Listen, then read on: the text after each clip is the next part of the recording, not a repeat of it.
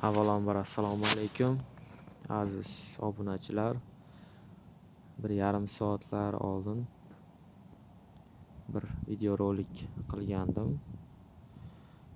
O'zbek avtomobillarini Rossiyadagi narxlari to'g'risida.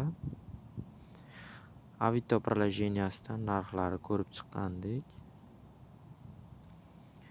Endi hozir O'zbekiston narxlarini kuzatamiz. Mana OLX приложениyadan butun O'zbekiston bo'yicha.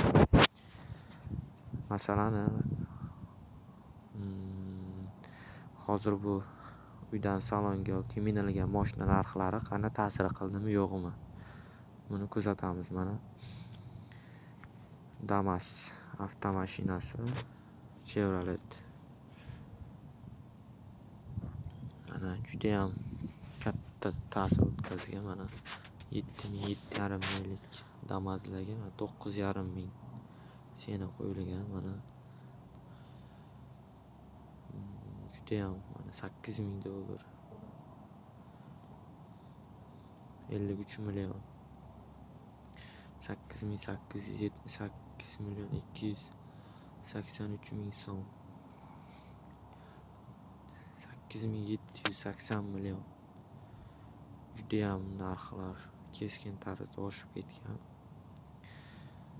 O'sha UzAvto Motors kompaniyasini o'tkazgan ta'sir 21% narxlar ko'tarilgan ta'siri. Mana boshqa ommabop Cobalt ko'ramiz.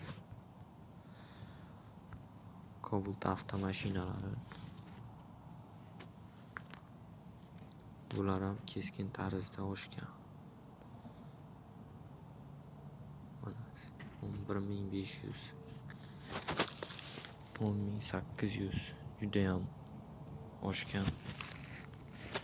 Spark avtomashinalari mana 19% ga narx ko'tarilgan Spark avtomashinalar.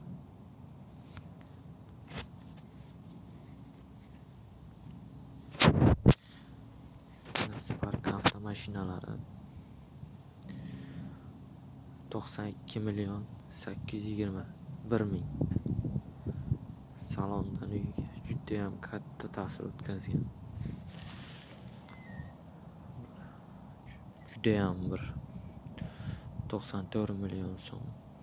Ravon brendi. Nima deymiz endi? Mana juda ham bu avtosalonda narx ko'tarilgani ichki bozorga ham juda ham katta ta'sir o'tkazadi. Ko'rib turibsiz aziz obunachilar, narxlarda. Insof bersin.